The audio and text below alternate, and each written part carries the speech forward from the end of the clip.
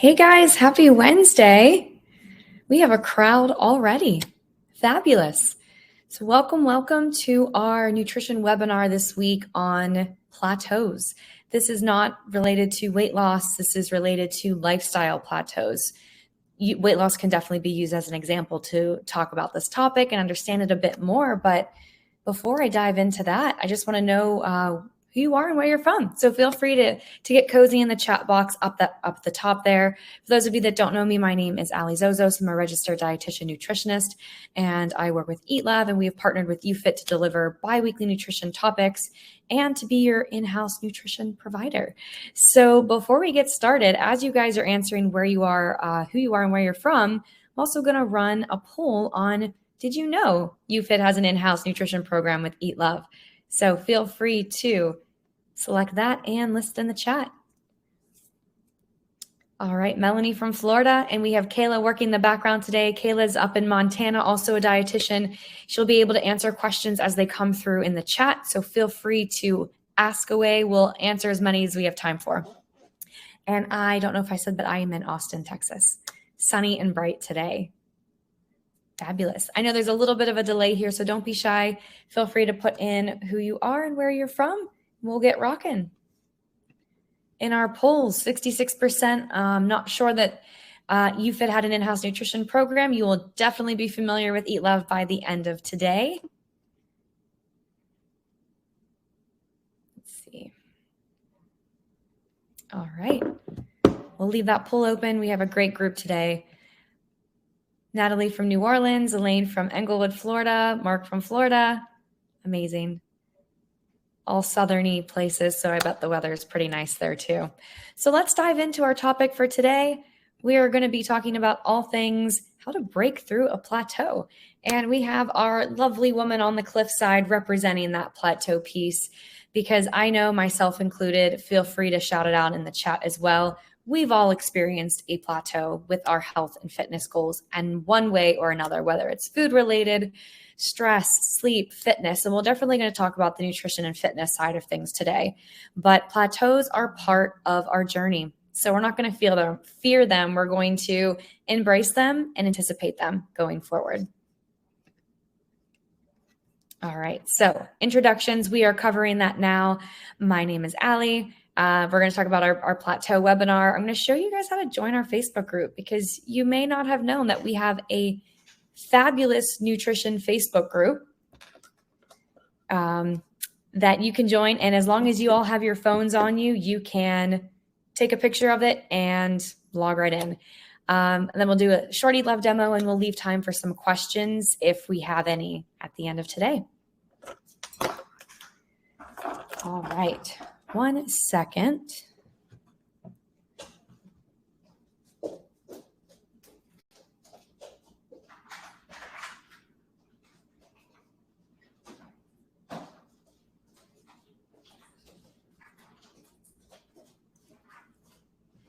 All right, let's get into it.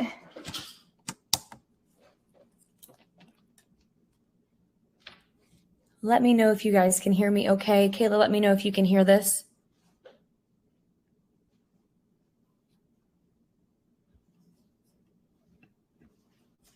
All right, so without further ado, have you hit a plateau? Really important questions to ask yourself today. And you may be wondering, well, what do we define as a plateau? Now, this is a period where progress has stalled, and despite any changes in your current routine, we haven't been able to progress forward. Thank you for confirming that, Kayla and Melanie. Awesome. So we're going to use this slide as like a timeline of the 5 points that we do to break through that plateau. We hit the plateau. What do we do with it? Let's plan what's next and how do we stay consistent. So number 2, when we are starting anything, progress is key. And as humans, we prefer to see those results for our hard work. If we're putting in all that hard work and we're not seeing success and results and reinforcing everything that we're doing is creating that goal and that lifestyle, it can be discouraging. It can be discouraging, but it's not inevitable. We should be expecting these plateaus, because plateaus can also tell us some really great things about what to do next. So the third point is going to be consider your plan.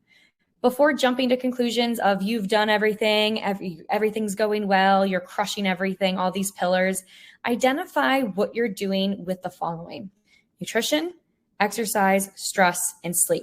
Be brutally honest with yourself as you're doing that, because one of those areas could be off. That could be sabotaging. I'll use exercise as an example. If we are over or under exercising and we're not meeting our nutrition needs to fit those goals, we could be sabotaging ourselves. Number 4 is to figure out what comes next. After you've identified the pillar that needs a little bit deeper dive and going into the weeds, adjust those categories, take a look at it, move on to the next category. We may not be able to do all 4 at once. That is totally normal. That's why lifestyle change takes months, years to be in our current plan and in our pattern for life. So be kind to yourself, but also be brutally honest. And then the 5th one is, if you don't see the progress, you don't need to see progress to make progress. Sometimes our progress isn't as palpable as we expect it to be on the surface. And that's okay. You may feel more energy. You may be sleeping better, but you have to stay consistent and showing up with your SMART goals to see that on a day-to-day. So we're going to do a nice brief reminder of what SMART goals are as well, in case you guys have forgotten. So plateaus are normal. Let's normalize plateaus. There is no way that we can see change and not hit a little dip in our snag. If you start a weight loss journey, I think we're having some sound issues. I would make sure that it's available on your computer there. All right. Turn off audio on. Okay. It looks like it's on for me. Okay, so plateaus are normal. We have to normalize that piece of it, and we have to expect it, rather anticipate it, so you can make those changes. Think about a goal that you started recently, how motivated you were at the very beginning, and you were able to put all of that work into it right away. You were able to stick to that for 2, 3, maybe even an entire month. But then you start to fall, and you're putting all this effort in, and you're like, why am I not making changes? Depending on the goal, depending on the effort, we have a lot of that energy. We'll call it activity, goal setting energy at the very beginning of any goal. But eventually it may be too much to keep up our entire lives. And we start to dip. We start to do that. Deborah's noticing that hit the weight loss plateau. Yeah. So it's going to take a lot of trial and error on your end, and making sure that, again, you're being kind to yourself and identifying those 4 pillars that could use a little bit of work. So from there, we see that dip. And I like to use the analogy of, think of a cliff. We see like a big mountain with a very tall peak at the top. And as we are walking up that cliff, it's going to be difficult. Every step of the way is going to be a little bit difficult. It doesn't mean it's unattainable, doesn't mean we can't achieve it, but it's going to still be an uphill battle. It should never feel smooth sailing. So if we hit that dip and we feel like we're just cruising through the motions, we can adjust some things. We'll talk about this specifically with fitness, and we'll talk about it with nutrition. But anticipate the dip. Make sure that your progress may stay the same regardless. Always keep yourself on your toes. Second point is to stay dedicated. Focus on the small wins and the SMART goals, and we'll review a quick brief of the SMART goals coming up. SMART goals are easier to measure overall. We're going to use that weight loss goal as like a cliff. So say you have a 20-pound weight loss goal before your summer event, and however long away that is, maybe 3 months or so. 3 months away to hit that 20-pound weight loss goal, and you're climbing every single step of the way.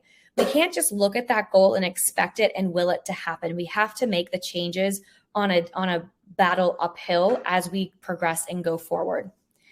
That is absolutely essential to do that. So those goals are going to be easier to measure than the overall goal, because we're not going to be able to chip away at that goal on the surface. We have to, does that mean spending more time in the gym? Does it mean cooking more meals at home? But every single step of that journey is going to put you closer to that very top goal at the top of the mountain. And every change is an opportunity. Steps forward, steps backwards is a chance to switch up things and ultimately get closer to that goal. So don't ignore the stalled practice. Don't brush over it. Use it as a learning opportunity. All right, so SMART goal, quick refresh on what it is. It actually is an acronym for specific, measurable, attainable, realistic, and timely. So all of these things need to take place for those SMART goals to happen. So if you are being specific and you're measuring those and you feel like you can attain them and they're actually realistic and on time-based for you, it's going to be more successful. So I'm going to use two examples right here to go through what that looks like for fitness and for nutrition. So here again are our 4 pillars. So in case you need to review what areas may need a little bit more work, these are the 4 that I recommend. So looking at that first example, we're going to plan to cook for 3 dinners at home next week. You are planning to cook for 3 dinners. That is a specific target. You're cooking dinner at home next week. It's attainable, it's realistic, and it's timely. Timely being that 7 days, that 1 week plan. So from there, maybe you aren't cooking at all for dinners now, or maybe you're cooking for 1 dinner. Cooking for 3 dinners is definitely a realistic goal. It's more realistic than, say, cooking for 7 days. 7 days would not be a realistic goal if you don't cook dinners now or you're cooking 1 or 2 dinners. The second example, we're going to use a fitness example here, is that you plan to add 20 minutes of walking after your dinner 2 days a week over the next 2 weeks. This is very specific. We're talking about the time of day we're doing it. We're talking about how many days. We're talking about how long. We know it's going to be after dinner, whether you are eating dinner out or you're making dinner at home. Very specific goal that you can actually measure and check off, yes, I did this, or no, you know what, I still need to do this. This doesn't mean after you achieve these first 2 goals, does that mean it's something that you should increase the following week? Let's say you go from planning no dinners to 3 dinners on week 2 to planning 4 dinners on week 3 to planning all dinners on week 4. That's still a really short time frame. To be successful with that long term, you're going to need more time. So once you hit your goal, that's great. Once you hit that goal for the week, I challenge you to replicate it again and even again. Challenge you to replicate it 2 to 3 times before you make any changes in an increase, because that timeline is when you're going to be able to see yourself climbing up that mountain and being like, okay, you know what? That was too much. Let's slow the pace. Or I'm still going forward. Let's replicate that so I know I can be successful the following week. All right, so that's a little on SMART goals. We can talk about that a bit more if you guys are interested in that topic too. But I'm going to skip to the diet equation piece of this. So when we're looking at meals, actually going to do this one first. Tips to avoid boring meals when it comes to and you're in a rut and you're in a plateau of meals. It happens. I use the example of chicken, broccoli, and rice all the time because that's a typical dish that you would eat to stay, let's say, within your macros or to achieve those outward appearing goals that you're looking for. But it's not inspired eating, it's not fun eating, it's very boring. So we want to break out of that rut of boring meals. How can we eat something comparable, but how can we eat something that's nourishing and inspired and feels really good too, that we actually look forward to meals? We want mealtime to be a good experience, and we don't want it just to be an action to say that you did it. So 3 tips for that is going to be to plan ahead. Planning allows you time to get creative with dishes and ingredients. Plus, you need it for success. If you find yourself going to the grocery store and you don't have a plan, you don't have a list, and you're obviously going to feel pressured by probably the amount of people in the store, being in the store, and just trying to get things quickly and get out of there. You're going to go towards things that you know, and it's not going to give you time to be creative or think about additional things that you could create that may use the same amount of ingredients, may use similar ingredients, but give you that chance to break out of your comfort zone.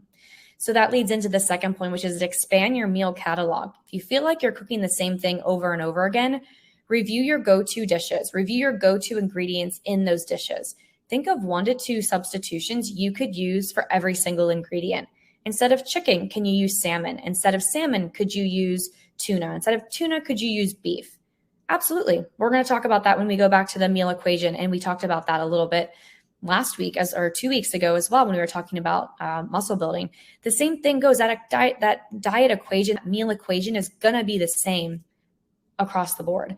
Protein is a protein, a fat is a fat, and a carb is a carb. So think of 1 to 2 things that you could substitute for every ingredient you use in your go-to meal so that you expand your palate, expand your catalog, get more color, variety, and texture into your diet. And then lastly, cook with friends and family. Get the whole crew involved, make meal times, the experience more fun. It's going to make mealtime more exciting, especially if you're sharing your day over a meal. And then if you guys are still interested, stay tuned for a quick demo of how EatLove can help you stick to your planning when it's creating your grocery list, delegating your meals, getting it online delivery, or just helping you pick something on the fly. EatLove is a perfect opportunity for that. So I'm going to pause there. I do have a couple more slides to review, but I want to hear, we had about 76% were unaware that we had an in-house program. So I do want to get a sense of what type of membership you guys have, because EatLove is actually included in all Premium Plus memberships. So if you're a Premium Plus member now and you're watching and you are not familiar with EatLove, send us a message at support@eatlove.is. We'll be happy to get you set up, make sure that everything is going smoothly. I believe it is $10 more a month for the EatLove access, the HIT Plus classes, and where gyms offer on-demand classes there as well. So I'll let you guys fill in that poll for a bit, and we'll move on to we'll go back to the diet equation side. So what that looks like: protein is a protein, fat's a fat, carb's a carb. If you feel like you're stuck in the chicken, broccoli, and rice, look at all of these different options. By no means is this an all-inclusive list at all. It is not at all. But you can have all of these different protein sources that are comparable to, say, chicken. You can have all of these different carb choices: potatoes, pasta, lentils and beans, bread, any type of ancient grain, quinoa, oatmeal, farro, anything like that is going to be comparable to brown rice or rice in general. It's all a carb. And then those whole grains and those beans and lentils actually have a bit of protein with them. Protein will always have a little bit of fat, and then our garnishes are usually a fat. So the way that we prepare our proteins usually have fat. Putting some cheese on top of our dish, topping with some avocados or sliced almonds in a salad, all is topping with fat. So fat's usually not something that, we can think about it, but it's usually how our protein's prepared, and our protein, depending on the cut of whatever it is, will also have some fat in it. But think of this as your diet equation. These are the main components: protein, fat, and carb. And then you obviously can't forget the volumetrics piece of it, our fruits and our vegetables. Also carbohydrates, and contain a lot of fiber that help us keep fuller longer. So this is where you can get a lot of those. And I say it probably one time on every single webinar that 90% of Americans don't get enough fruit and vegetables in our diets. There's days that I don't get nearly enough as I should either. But this is a really good opportunity to revisit and look at all of these. We have purple cabbage, we have broccoli, we have butter lettuce, peppers, tomatoes, garlic as like a finishing, cauliflower. And then up in the fruit section, we have grapes, apples, lemons, plums. Haven't seen plums in a while. And then star fruit. That's a fun one. So think of all of these fruits that maybe you haven't tried in a while, or they're not in your usual rotation. It's a really good opportunity to see that all at a glance and build your plate out with the volume first, and then your main stars of your dish. So let's talk about the fitness piece a little bit when we're talking about plateaus in the workouts. Plateaus in the workouts is a tough one, because sometimes you may think you're going to the gym and you're still getting the same result that you did 3 months when you started. It's usually not the case. We're getting stronger. We're getting more fit. Our endurance is increasing. So some things to ask yourself in your workouts, if you feel like you've hit a plateau, is that you're happy, but you're not finished working. You're not finished with the goal. You're feeling good with the progress made, but you know there's a lot of work to be done.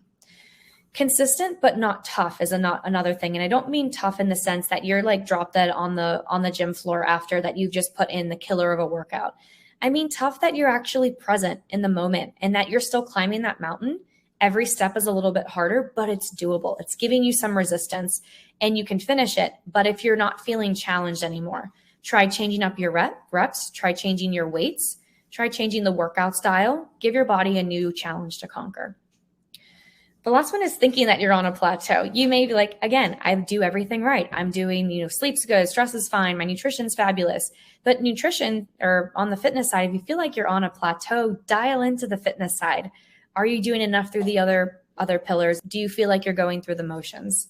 So ask yourself some of these points if you feel like you're on a plateau in your workout. And one really big important thing to ask yourself is that if you have been doing the same thing for 3 months and it's time to revisit that workout plan first and foremost. Take a few minutes to review. How far have you come? Is it still giving your body the effect you need? Is it still challenging? Is it still tough? Even if you're consistent and you're going 5-6 days a week for an hour and a half, 2 hours, you don't need to do that. You can shorten your workouts in terms of time. You can be more effective in little amount of time and still get enough a tough, consistent workout in where you're challenging your body in new ways. So thinking about how to break out of that plateau. And I'm just taking a peek at our members today and the breakdown of who is a UFit member. We have some non-members who are looking to rejoin, looking to join for EatLove as well. Fantastic. All right. So before we move on to EatLove, everyone pick up your phone. Everyone pick up your phone and hit the QR code on the screen here. This is going to redirect you to our Facebook group. We do live Q&As in there every week. So even if we don't get through all the questions today, we will have some time to go through those next Friday. We do them every 2 weeks. Hop on and answer anything. No question is off limits unless it's a very specific personal question that we would need to answer in a general format. So keep that in mind. We are not going to be answering directly for your specific macros. EatLove, our system, will be able to assist you with that on that side. I do believe you can learn more about EatLove directly through the UFit app. If you click on there will be a little tile in there. But use this QR code, head back to our Facebook group. I expect to see all 22 of you in there in our Facebook group as soon as I open my phone right now. No, I'm kidding. But if you, by the end of today, make sure that you do get in that group. We post a lot of good things in there, and it keeps you in the know about what is going on. So a little bit about EatLove. We have just a couple minutes left today. And I want to talk about how EatLove can help you plan your meals, feel inspired, break out of that nutrition rut, and also support those fitness goals. So we're personalized nutrition for both making meals at home and dining out. So if you look at the picture over here, it really does look like Spotify in a way. So I refer to EatLove as the Spotify playlist of meals. Basically, because you can do everything you can on a meal playlist. You can heart dishes, you can repeat them, you can favorite them. You can do a lot of different things that are very similar to a playlist. Think of it as always on inspiration. Take action on it if you like it, swap it if you don't, and keep on going. So we're customized and flexible for every single client, every primary account holder, but you can also add your family. If your family does eat, let's say, dinner with you, and you want to scale and create something that's good, and you want to make something that fits their preferences. So think of it in terms of 4 million dietary factors that go into asking yourself what's for dinner. Believe it or not, there's 4 million different dietary factors, ranging from food allergies and avoidances to health conditions. Are you managing diabetes? Do you have high cholesterol? Are you someone that just wants to get more vegetables and have more energy? All of those goals, lifestyle goals, and medical conditions are supported through our system. We're science-based and truly intelligent technology. So we'll help you scale that 4 million dietary factors that go into answering that question, and we'll make it easier for you. We'll show you things that only fit that particular profile. So family member is gluten-free, and you have gluten as an avoidance for your profile, and you're cooking for dinners together, you can absolutely do that. If you want to make easy dishes only that take 15 minutes or less for breakfast and lunch and under 30 minutes for dinner, you can do that. If you want Instapot specific dinners, you can search for that and schedule them directly into your planner. But it will tell you when you're coloring outside the lines for your meal or your nutrition profile, which is really cool. So I'm going to show you guys rather than explain it, because I think it's a much better way to view EatLove. So I'm going to go ahead and flip on my screen share, and we're going to go into here. So make sure we can see that. Looks like we can. So when you log into EatLove, for everyone that has EatLove access, and for those of you that don't and are currently looking at it, this is what you would see when you log into EatLove. Like I said, Spotify playlist of meals. What I love to do, I'm actually going to clear this really quickly, and we'll go back, is actually review through the expanded feature. So all of the plans in my calendar, all of the meals in my schedule were recommended to me based on some meal preferences that I set. I've set that I want dinner only. I've scheduled this for the future. So we'll say I want dinners only, but we're going to turn those back on. Food avoidances, pescatarian. You could do lacto-vegetarian, vegan, vegetarian. You could do eats all things and then add specifically what you want to avoid. Maybe it's cilantro. Maybe it's coconut milk, but all other coconut products are okay. You can do that. Taste preferences, specific milk and rice, and then cooking and shopping. What equipment do you use? How often do you shop? Do you care about organic? Time to make meals, simple recipes, leftovers, and skill level. So all of those things go into consideration, as well as who's eating what when, so you can scale your recipes to fit exactly what you want them to be. So if we go here, we can see that I changed it to just dinners only because that's the only thing I want to focus on for this particular week as I build those changes out. Because when we see a whole week of meals, we feel like we have to do it all in once. But reality is most of us probably are not doing that right now. Most of us are probably not cooking all 21 meals a week. I would say that no one I know, I'm not cooking anywhere close to 21 meals. I'm probably cooking closer to 5 or 6. I'm scheduling for breakfast. So even if I see this, I could always be like, you know what, let me pick a breakfast and I'm just going to do the same thing all week. I'm going to repeat this dish for the entire week at breakfast. And I can do that very simply, just like that. Same thing with lunch or snack. Maybe I want just some mixed fruit here. That's fine. I'll just buy a big batch of it. I'll repeat this option. So I know I'm getting something really nourishing, but I'm not buying too many ingredients. I'm keeping it simple. And then same thing for lunch. Maybe lunch is on the go. Maybe lunch is at the office. Maybe it's catered by the office. Maybe you're at Chipotle and you want to know how to build a burrito bowl. You could actually use restaurant swaps.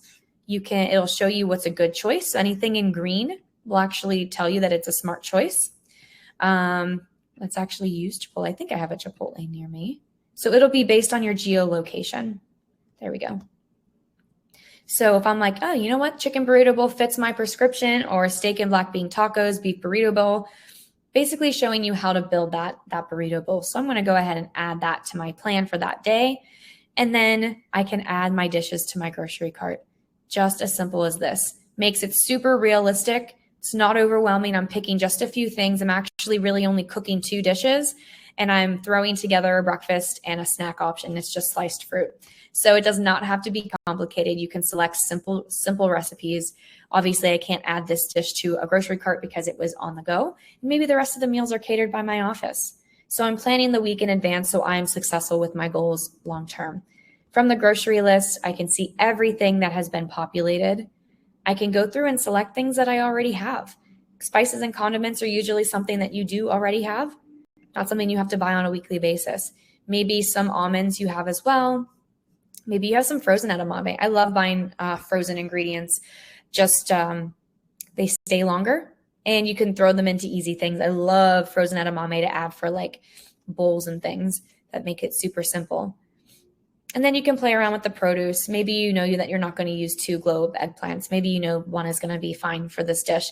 Eggplant, if you've ever made one and cut one, it's gigantic. You could probably get away with 2 for the dish itself, depending on how many people you're cooking for. So you can play around with that. You don't have to eat Love recipes to use the grocery list. You can add anything. If I want to add a banana, you can do that. You can add how many you want. You can add toilet paper and toiletries as well if you really wanted to. But basically, you have your all-encompassing grocery list and you're ready to check out. You can email that list to yourself. You can print it. You can give it to someone else in your family.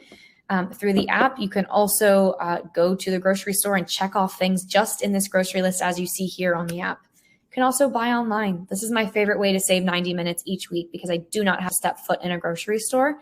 I can buy my groceries. I usually use Amazon Fresh. I've been using Amazon Fresh for years. But with Walmart now, we have close to 94% of the US zip codes. So there's got to be an option in there for most of you watching today. And Instacart is available through some of the partners below. So that's what I love. You check off the list, you send it to the third party, and boom, there it is. Recipe search is another thing I wanted to show you guys, and that's just searching for anything specific. You can see that we have about almost 7,000 dietitian approved recipes. Everything added here you see is most recently. These couscous burgers are fantastic. Highly recommend these. But if you're looking for something specific, you can always type in whatever dish or ingredient you're looking for. And I can take that and actually schedule it directly into my planner. Really cool that way. You can also filter through 14 different filters to find, I want salmon dinners, but I also want easy dinners that have a minimum of 21 grams of protein. You could do that. You could absolutely fill that filter in. Lastly, we do have a food log. So if you plan everything here and you end up eating all of this and you just wanted to say, yep, I ate everything in my day today, it's all pre-logged. Let me actually show you on a day here. So everything in there is pre-logged. I can actually just hit, yep, I ate all of this. Yep, yep. Or no, you actually don't even have to say no. It's not going to calculate. It's not going to reduce here. But you can add what you did eat, just like a food database. You search for the food that you ate, you plug it in, and go from there. You can add water, you can track your weight. And what's really great is at the end of it, you can actually export your nutrition analysis to get a more in-depth view of your nutrition intake and dietary trends, as well as the food insights.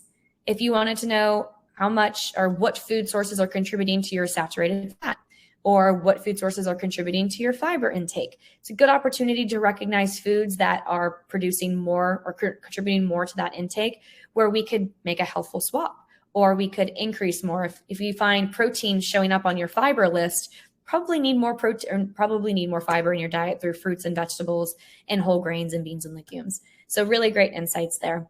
You can export that report and it will be emailed to you. But I want to pause there and come back to our live poll today. I'm going to turn my screen share off. See that we have some questions today. So I will leave. If you guys have to drop, I totally understand. I will stick on and answer some questions if we have any. Let's see.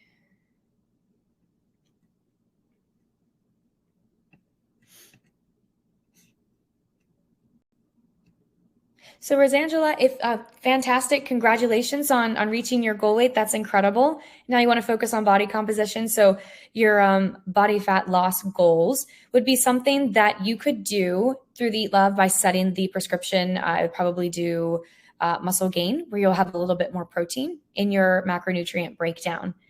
And then basically would recommend meals that support that specific goal. Miguel, the best proteins to build muscle. That's a great question. We actually did a whole webinar on that 2 weeks ago. That's available on the UFit YouTube channel that talks about nutrition for muscle building. But basically, any protein source is going to be good for muscle building because, like I said, protein is a protein. You can swap out proteins as long as it is a protein food and has protein in it. It's going to be good for muscle building, but I definitely encourage you all to check out that webinar too.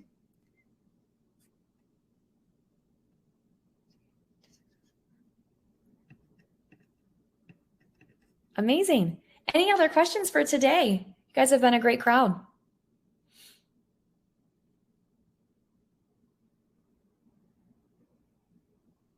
No, there's a tiny bit of a delay.